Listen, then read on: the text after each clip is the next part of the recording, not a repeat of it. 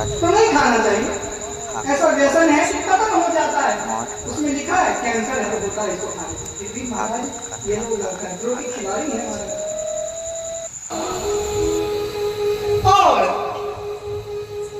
बताया कि जो मरणासन व्यक्ति है, जिसे पता चल गया हो कि वो मरने वाला है अभी अच्छा नहीं, उसको क्या करना चाहिए? वो लोग घबराए ना, पहले तो वो शुद्ध जल में स्नान करेंगे। गंगा जी सरोवर में पास में शुद्ध जल में सर्वप्रथम स्नान करें। स्नान करने के उपरांत वो किसी एकांत में जाए और बैठ जाए। बैठने के बाद क्या करें? एक आसन में बैठे और बताया ध्यान करें। कैसे ध्यान करें, कैसे बैठे महाराज? जितासनो जित श्वासो जित संगो जितेन्द्रिय स्थूले भगवते रूपे मनः संधारयेदिया। क्या बताया? जितासन, अपने आसन को लीजिए। एक बार बैठने से बैठना। देखिए जैसे अभी मैया बैठी है ऐसे, ये पता है कौन सा आसन है? पता है? दरिद्र आसन है। दरिद्र कौन सा आसन है? इस आसन में बैठोगे ना, गरीबी कभी छोड़ेगी नहीं आपके पीछे, परमानेंट आपके पीछे लगी रहेगी। इस आसन पे कभी नहीं बैठना चाहिए। घर में भी देख लो, दिखाई पड़ गया ना? तो इस आसन में कभी बैठना है, चाहे जिस आसन में बैठ जाओ, लेकिन ये दरिद्र आसन पे कभी नहीं बैठना। यही बता रहे हैं, आसन की बड़ी महिमा बता रहे हैं। जितासन, पहले बार में क्या कहा? अन्य चीज जितासन, एक बार बैठ गए तो बैठ गए। जितासन, आसन को जीतिए, क्योंकि आसन को जीतेंगे नहीं तब तक भजन नहीं बनने वाला। जित श्वास हो, पुनः अपने श्वास को जीतिए प्राणायाम प्रत्याहार के द्वारा। एक एक श्वास में भगवान के नाम को उच्चारण करिए। जित संग हो, अपने संग को जीतिए। भीतर कैसा संग चल रहा है उस संग को भी जीतिए।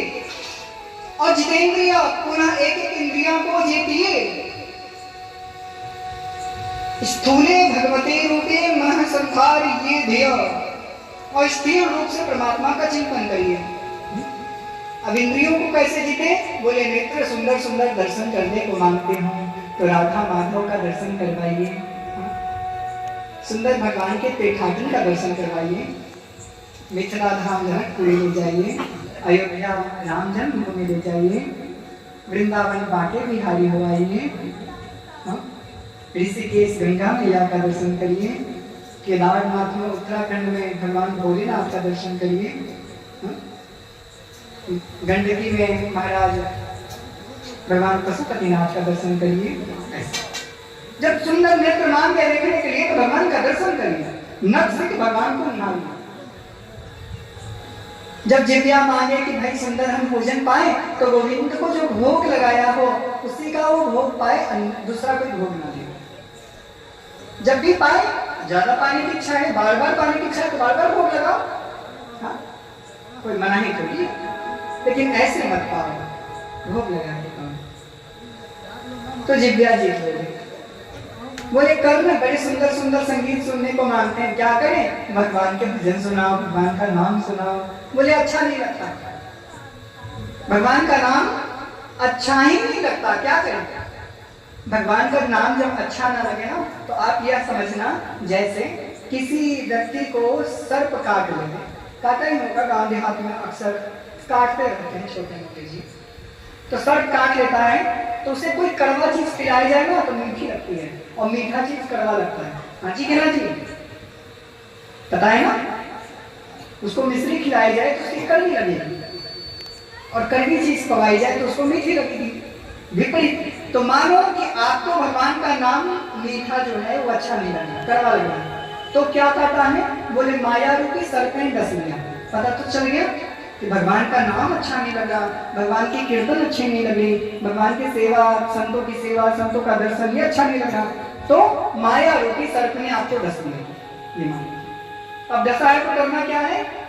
जब बुखार लगती है तो भोजन अच्छा लगता है क्या? जैसे ज्वर के तापते भूख विदा हो जाए तो भोजन में स्वाद नहीं आता, लेकिन डॉक्टर कहता है ना खाओ, दवाई कड़वी कड़वी चीज खिलाता है कि नहीं। अब जो नाम अच्छा नहीं लग रहा उसी नाम को रटो। परिणाम अच्छा नहीं लग रहा तो नाम को क्या गाओ, सीताराम सीताराम सीताराम सीताराम सीताराम सीताराम सीताराम, जिज्ञा को नचाओ। कितनी बार अच्छा नहीं लगेगा, एक पल ऐसा लगेगा। आप एक दिन कह रहे हो ना कि नाम अच्छा नहीं लग रहा, मन इधर उधर भटक रहा है, मन कहाँ जाएगा आपका? कहीं भी जाएगा तो जहां जाएगा ये विचार कर लो वहां मेरा परमात्मा पहले से ही बैठा है। मन बालक में गया तो बालक में परमात्मा है, मन स्त्री में गया स्त्री में परमात्मा है, पुरुष में गया पुरुष में परमात्मा है, जल में धरती में आकाश में कहाँ जाएगा? तो वहां परमात्मा बैठा है। और इस विधा से भगवान का भजन करिए।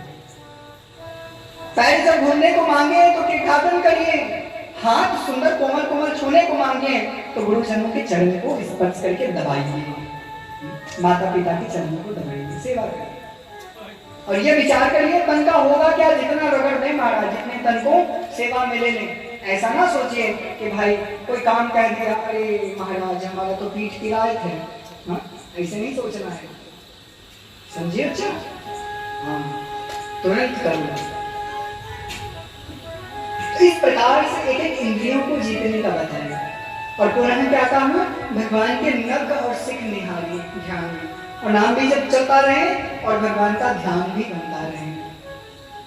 नाम जप के साथ जो भगवान के ध्यान की विधा है, भगवान के सुंदर चरणों से ध्यान प्रारंभ हो। कहाँ से? भगवान के चरणों में जो 24 चिन्ह विराजमान हैं, भगवान के जो चरणों में कमल का पुष्प विराजमान है, कमल का पुष्प को ध्यान करने मात्र से व्यक्ति को प्रसन्नता मिलती है। जो अंकुश विराजमान है, भगवान के चरणों का अंकुश ध्यान करने मात्र से, जैसे अंकुश बड़े बड़े हाथियों को बस में कर लेता है छोटा सा, वैसे ही अंकुश इस आपके मन रूपी हाथी को बस में कर लेगा। भगवान के चरण में जो पताका का चिन्ह है, उसका ध्यान करने मात्र से व्यक्ति को अभयदान मिलता है। और बहुत सारे चिन्हों की बहुत विशेष प्रकार से यहाँ सुखदेव महाराज ने वर्णन किया है। पुनः भगवान के चरणों का ध्यान करें। चरण जो पाताल लोक है, भगवान के चरण पाताल लोक के स्वरूप है। पुनः भगवान के ऊपरी भाग का घुटने का ध्यान करें। पुनः जंघा का ध्यान करें, भगवान के कटी प्रदेश का ध्यान करें, भगवान के उदर का